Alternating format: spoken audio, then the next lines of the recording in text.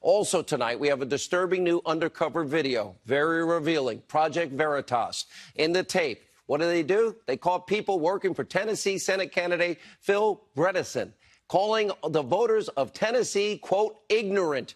The people on the tape also saying that he lied when he said that he would vote to confirm Brett Kavanaugh if he were in the Senate. Oh, shocking. Now, we haven't independently confirmed the undercover video, but I think words speak for itself. We'll let you decide. Because, I mean, he wouldn't really, right? What? Vote for Kavanaugh? I don't think so. But I was so confused because I just can't believe that he would actually vote yes. Like, he wouldn't. But he's saying he would. It's politics. Which I don't know if that makes it worse or better. No, it makes it better, but it's still. But what's the, like, I don't understand what's to gain by saying yes. Moderate Republicans. Is it because of, like, the voters? Yeah, that's it. So he'll lose voters if he says yes? Oh, straight up. Yeah. Are the people of Tennessee that ignorant? Yeah. They're ignorant, the people of Tennessee. We didn't vote yes. That's all. We're just doing that for show. We're lying to everybody that we want to vote for us.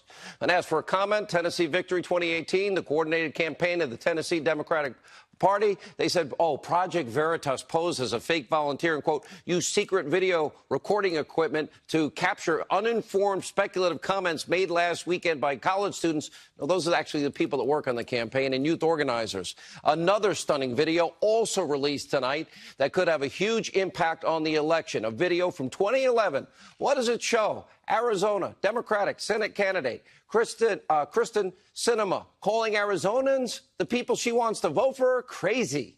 Wow, this is a great campaign ad. Take a look. And I want to talk to you about some of the things that I think that you can do to stop your state from becoming Arizona.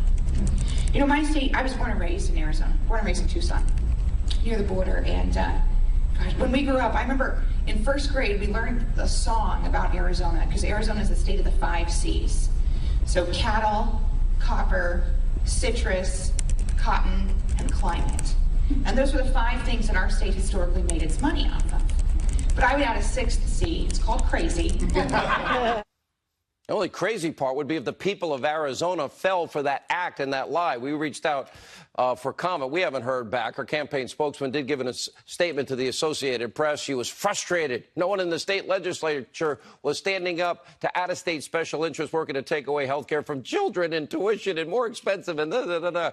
That's a crock of you-know-what also. And then there's more disturbing news about Sinema. Just yesterday, FoxNews.com reported that she, quote, promised events at Arizona State University, get this, featuring a lawyer convicted for aiding an Islamist terror organization.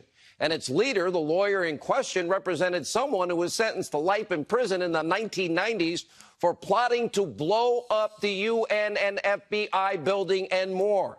In Arizona, Republican Martha McSally, the Republican, is in a tight race. She happens to be an American hero that has served her country.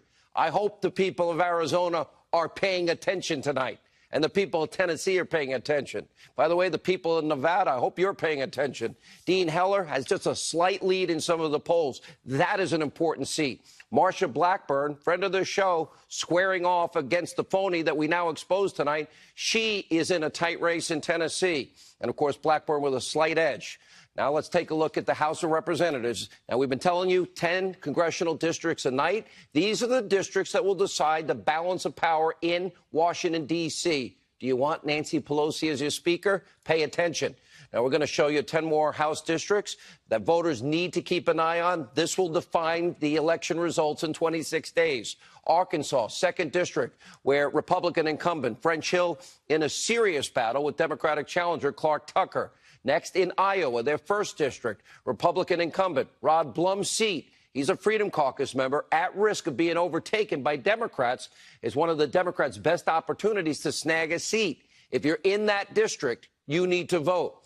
Now, let's stay in Iowa, where the 3rd District is absolutely in play tonight. GOP incumbent David Young has a tough fight, Trump won there by 4 points in 2016. Kansas, a few races to watch in Kansas. District 2, Republican Steve Watkins is taking on a Democrat, Paul Davis. Kentucky's 3rd District, Republican incumbent Kevin Yoder. He's being challenged by Democrat Sharice Davids in a district that Hillary took by 1 point. That's going to be a tight race. Now you go to the Kentucky 6th District, where another incumbent, Republican Andy Barr, in a tight race against Amy McGrath.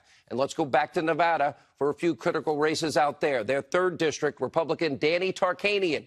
Yeah, that Tarkanian, the son of, faces an uphill battle against Democrat Susie Lee.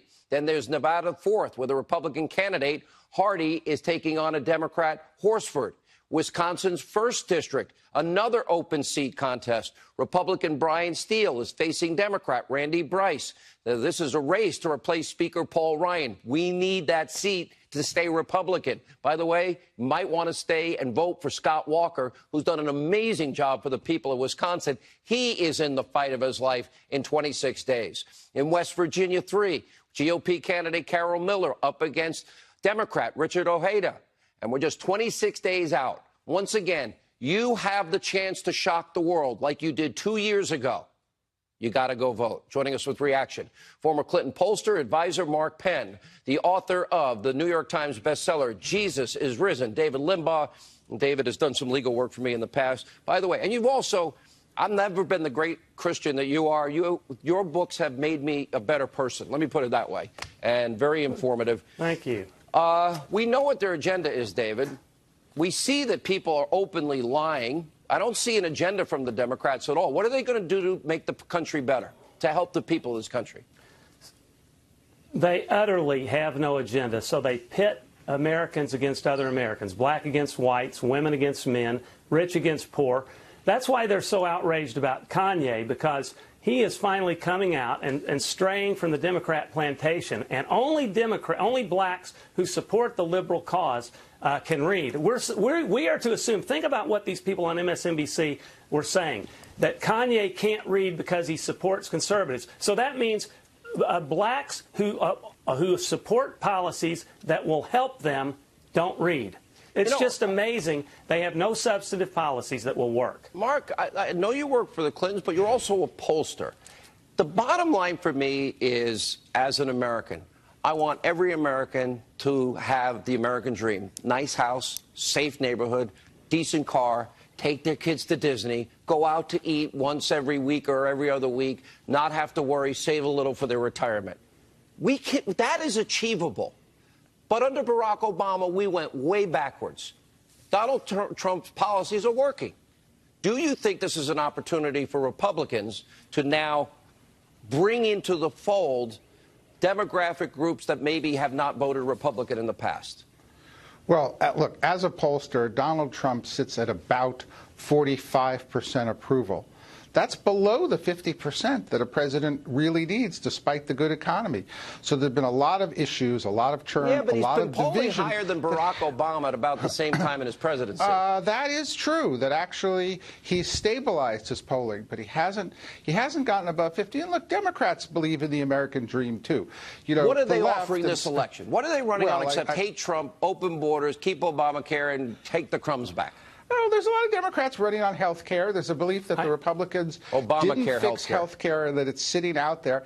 And Obamacare has had a resurgence from what it has. So, look, while there are a couple of people saying some really bad things, and look, I don't like what Hillary said or what Holder said, because I think that Michelle Obama's right. Democrats have to stay high. And when they don't stay high, they basically give ammunition for you and every other show. Her own husband said to get into people's faces. He once said, I'm going to send Mr. Burgess to Fox News and take on Sean Hannity and tear him up. He did say that, too. Well, in fact, when he was president, we moved over to the center, reached out to the other side, find the value center. But here's the point. I think Democrats would do a lot better if they did that today. But we had 13 million more Americans on food stamps, 8 million more in poverty. He never reached 3% GDP growth. Look at record low unemployment for every demographic, David Limbaugh. Yeah, Obama did not reach out. He said, get in the back seat of the car. We don't want you to do a lot of talking. He was the most divisive. So they have to sit in the back, he said, yeah. And so Well, the Democrats do not, with all due respect to Mark, who I do respect a lot, I don't think the Democratic Party does stand for the American dream. They stand for the fundamental transformation of the American dream, the American founding principles, actually for socialism, which historically has impoverished and enslaved people and led to totalitarianism, which is why the left is totalitarian in its tendencies, more and more. It just doesn't work. Obamacare, millions lost their plans, their doctors, and paying double, in some cases triple, by the time it was over. But I still, Mark, I know you're sincere. I do believe that. When we come